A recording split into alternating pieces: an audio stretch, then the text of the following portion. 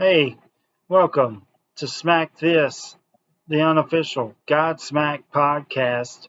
I'm your host, Kevin Humphrey, where I talk all things Godsmack. This is episode 6. This is the Faceless album. Um, this week in Godsmack news, the band didn't really say anything new. Uh, they did post something on Instagram yesterday to remind fans about the Boston show in August. And I'm going to do the same thing. So if you're in or around Boston, make sure you get your tickets. It's actually a fundraiser for the Scars Foundation, which is a foundation that the band created a couple of years ago for people who are struggling with alcoholism, drug addiction, depression, suicidal thoughts, all that stuff.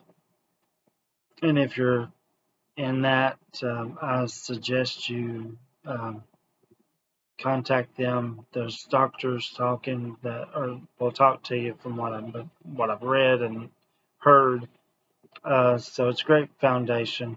Um, so not only do you get to see Godsmack, you're actually helping them out for a great cause. Um, so that's it for this week in Godsmack news.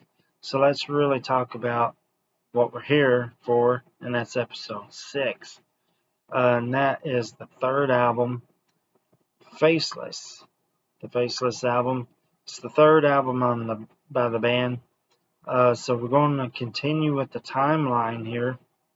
After they did the Awake album and they did the Wake the F Up tour, which was their very first headlining of arena tour, um, they started winding down, getting ready for the third album. There was a movie production team, I guess, from the Scorpion King, actually contacted the band and wanted to use Voodoo as part of their movie and the soundtrack. And Sully said no. He actually said that he could write a newer song for them if they wanted to. They sent him the script, and he ends up writing I Stand Alone, which was a huge, all caps and huge success. I mean, it's a top 10 single. It got played everywhere. So did not the DVD, the video. Um, that starred The Rock in it, and The Rock also stars in The Scorpion King. The Scorpion King is a spin-off from the Mummy movies that starred Brendan Fraser, although to me the Scorpion King movie wasn't that great, but thank the Lord that we got a great Godsmack song out of it. And I'm sure the band thought the same thing. But also, while they were on the up high, with the huge success of the album, or that song, I should say. Tommy ends up leaving, quits, gets fired. Not sure which. I guess it's according to who you ask. So now Sully's looking for a drummer again, and he calls up a guy by the name of Mr. Shannon Larkin. Shannon Larkin story actually goes back a little bit further in the Godsmack story. He was actually asked to join the band the first time Tommy quit the band before they got signed. Shannon was with Amen, I believe, and he said no, he wanted to stay with this band and stick it out. And the rest is history. So now we fast forward to where Shannon's in the band now. Shannon's a great drummer, very sought out drummer. He actually gets imitated a lot. I've seen a bunch of other drummers kind of drum like him. He's been in all kinds of bands. Wrath Child of America was a band that he actually formed. He did Ugly Kid Joe and Amen and Candlebox, and I mean, just the list goes on. I mean, he is such a great drummer, very unique drummer, like I said. His drumming is, he had idolized Animal from the Muppets, and so did Sully. and Neil Peart from Rush, and Sully did as well. Uh, Shannon's drumming's very unique in the fact of the way how he plays the drums. He's just all over the place, and then he's headbanging as he's doing it. It's just something to see. Um, he also reminds me of. I'd love to ask Shannon about it, but his drumming reminds me of Keith Moon. Keith Moon was kind of like that in the Who. Neil Smith, the original Alice Cooper band, was kind of like that. Yeah, I'd love to ask Shannon about that. But anyway, uh, and I think he brings a totally different energy into the band. In fact, you can really hear it in this album. Um, and we'll talk about that later when we go track by track. The band also decided to change some things. They actually went to Miami, Florida to record this album instead of recording it in Boston like they did the first two. They also changed co-producers. Mud Rock is not part of this project. Dave Brotrell is, and Dave, if I butchered the last name, I'm sorry. But I'd like to talk to you if you want to. And he's an interesting producer who they picked. This guy's worked with, and this is prior to Godsmack, Peter Gabriel, Tool, Mudvayne, Dream Theater. I mean, just the list goes on and on and on. Really good producer. Peter Gabriel, I mean, my goodness, he worked on the Soul album. That Sledgehammer and Big Time, and I mean, you name it. That's some good Peter Gabriel songs. Um, the album was released April the 8th, 2003. It had 4 singles off this album. I Stand Alone. What they did was they went to the movie people, I guess, and asked for it, bought it back, and put it on this album. I think that was a smart idea. That way, people already knew at least one song on the album, and I think that was smart. The second single, but is actually really the first single off the album that features Shannon on it, is Straight Out of Line. We'll talk about that in a little bit. Third single was Serenity, and then the fourth single was Realign. Now, Realign didn't get a video like the first 3 did. I don't know if they couldn't think of anything for the video. I don't know. Maybe the record label didn't want to put any more money into the Faceless record. Who knows? Now, it is the first album that went and peaked at number 1. It's the first number 1 album. And is it the last? No. It has sold 1 million albums in the United States so far. It's a great album. I like this album. On episode 1, I talked about album covers. So you know how I feel about this album cover already. But what I didn't talk about, and I'm trying to get it where it don't have a glare. There we go. Is the back album cover. I love the shot of the band right here. You got Shannon, Tony, Sully, and Robbie. That yellow and black just really looks good. I really like that a lot. So let's get down to it. Let's talk about track by track and what we're here for. All right. The first song that leads off the album is Straight Out of Line.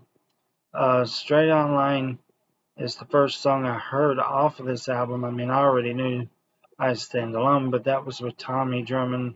I didn't know how the band would sound with a new drummer. I mean, if you really think about it, drumming kind of changes paces and keeps the beat, and so I was kind of skeptic of it. I was really kind of cautious. Didn't really know. I was kind of disappointed that the original band wasn't together anymore. I had heard of Ugly Kid Joe because I had that first album, but Shannon wasn't in that at that point. So I've really never heard him drum before. Uh, but you get an idea of how great of a drummer he is just by the intro of the song. There's some little drum fills that he does. It's simple.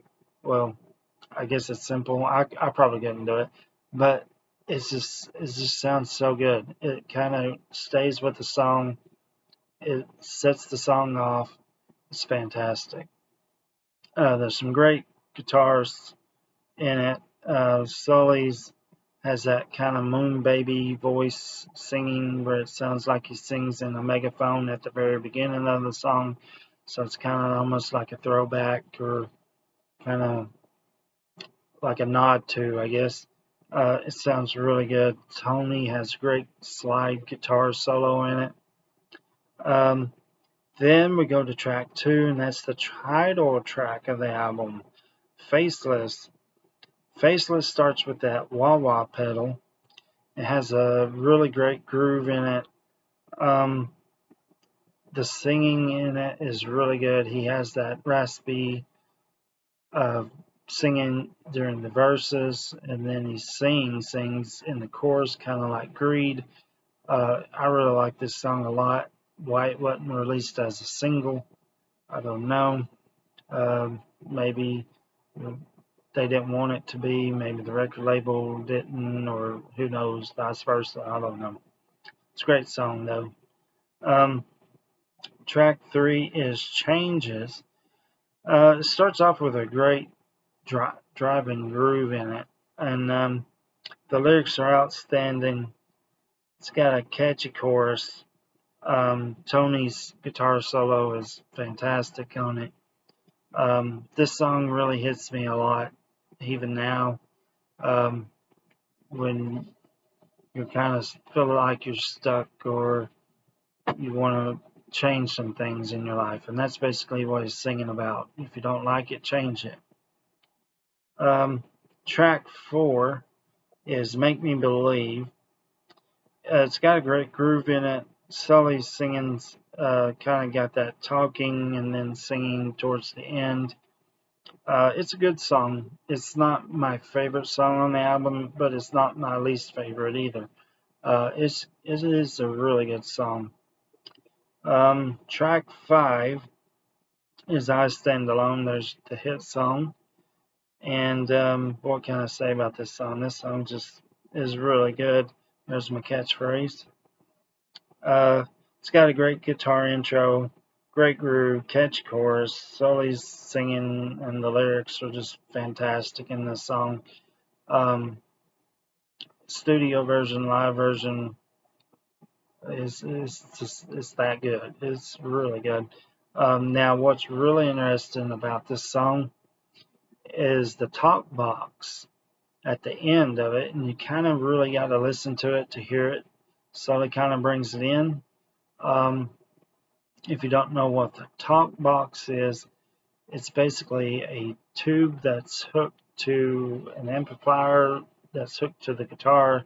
And then on the other end kind of goes up into the microphone, and he kind of breathes or sings into it while he's playing a chord, and then out comes this sound.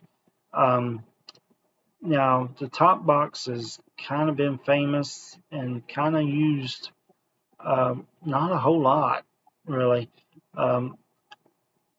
First time I heard it was Peter Frampton, Do You Feel Love? Was a good, but really what became famous on the top box was Richie Sambora, Bon Jovi, when they did it on Living on the Prayer. That womp womp womp sound, that's a top box. He brought it back in It's My Life song. Another guy that did it and did it well was Joe Walsh. Rocky Mountain Way song, it has it in it. Yeah, top box. I like the top box. But anyway, you got to really listen to it, and towards the end, and you can catch it. Track number 6 is Realign. It starts out great groove, catchy chorus. I really like this song a lot. I mean, a lot. It's got so many changes in it. It almost sounds like a keep away song, reminiscent of it. But what I really like about it is the chorus and the lyrics and how they play. It just sounds so good. Um, then it has like this breakdown in it, kind of in the middle, and then at the very end, and it just kind of tails off. It's of just the guitar solely playing the lick, and it's really good. Track number 7 is I Effing Hate You. Now, this, it just rocks hard. It's interesting guitars. Way to get your rage out, your anger out, is this song if you're feeling frustrated or whatever's going on. I remember I used to love this song. I guess now that I'm older, I don't know. It's not on my worst song list, but yeah, it's still a good song. Back up for just a second on track 7. How he wrote this song was actually about a next door neighbor who was complaining about the noise. So there you go. So track 8 is Releasing the Demons. Now this starts off kind of odd. It's almost kind of sounds like somebody trying to tune into an AM radio station. Kind of has that little static-ish kind of sound. And then there's somebody that speaks in it, and then the song kicks off. It's interesting. Guitars in it, great chorus in it. I really like this song a lot. Hadn't heard it in years. Kind of forgotten about it until I listened to it today. Again, like I said in the last 2 albums that I did, it's not really one of the ones that I go to a lot. I kind of stick around with the newer stuff until the next new album, which hopefully will be soon. Then I'll start back over and go from the first album all the way to the new album. But that's how I do it. So, and then let's see. Track 9 is Dead and Broken. Dead and Broken's an interesting song. It's got a great guitar. Then there's a great solo. It's kind of short and sweet by Tony in it. I really like this song, Dead and Broken. It's just really good. It's really hard rocking. I really like this one. Track 10 is I Am. It's got an interesting intro in it. It's almost kind of sounds like the band is marching. I really don't know how to describe it, and you just have to hear it. Maybe you can tell me what you hear. The lyrics are interesting. The chorus towards the end just kind of goes over and over. It's not one of my favorites on the album. It's not one of that I will skip, but yeah, I sort of like it, sort of don't. Then we get to track 11, and that is The Awakening, and here's your instrumental for the album. Now this one's about 1:29, 1:30 seconds. It's an interesting instrumental. To me, it doesn't really fit what the next song is, which kind of like what they did with the Journey into Sparrow. It's almost kind of like Someone in London that went into Get Up, Get Out. It's kind of almost 2 totally different songs. I don't know. The Awakening has some bongos in it, some chanting, some tribal chanting, and then there's just the chanting. The bongos kind of fade out, and then there's some kind of chanting in it. Um, it's not my favorite, but it's not my least either. I wouldn't say it's my worst. Um, Track 12, the last song on the album, is Serenity. Serenity is a interesting song. Now, the whole album pretty much rocks all the way through until we get to the Awakening, and then it kind of just really drops. And then Serenity kind of mellows you out. Serenity is a really good song.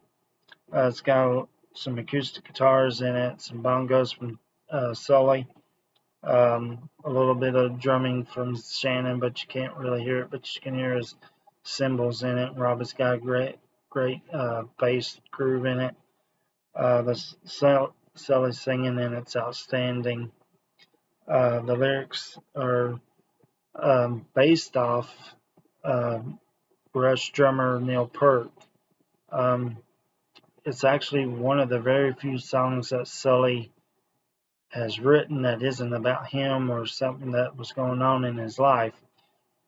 He read a book by Neil Peart, ghostwriter. Neil Peart went through a very tragic time in his life where he lost his wife and his 19-year-old daughter all in the same year. And he actually went on a motorcycle drive just cross country and wrote in this journal, and it turned into a book, and Sully and Shannon read it, and it hit Sully really hard, and he ended up writing this song. I think it's fantastic. It's so good. So there's twice. So I love the song. Live, acoustic, don't matter. It's really good. So, but yeah, it's really good. This album is really good. I like this album. Like I said, when I first bought this album, which was when it came out, I was kind of cautious of it until I heard Straight Out Online, and then I was like, okay, I can get on board with this. So that's it, track by track. Rate it 1 out of 10. I'm gonna pick a 10. It's great album, really good. It's kind of got a lot of groove in it, catchy choruses. It's really good. A lot of interesting things going on in it. I'm gonna go with worst song first. I'm actually gonna pick "I Am." It's not that great of a song for me. It's not one, like I said, I would skip. I would definitely listen to it, but yeah, that's the one I'm picking. Best song or songs, I'm picking Changes, Releasing the Demons, Faceless. Now, I'm also going to pick a single, and I know I said I'm going to try not to pick singles, but I'm actually going to pick this one because it's so hard not to pick it, and I'm not picking I Stand Alone. I'm picking Realign. That song's very interesting to me. It still catches my ear, whether they play it on the studio live version, the acoustic version, it's all great. Okay, so that's it for this week's episode. For homework this week, you rate that record. You tell me 1 out of 10. 10 being the best, 1 being the worst. What's your worst song? What's your favorite song on the album? Let me hear from you. Also, if you know anybody else that are GodSmack fans, hook them up with this website. Tell them about the podcast every Thursday. I put new episodes up. Next week's episode is going to be uh, the other side, the EP. So get ready for that one. So, like I said, don't forget to like, subscribe, also tell people about it. Let's get this ball going. Let's set this thing on fire. Let's keep it going. All right. Now, you just got smacked.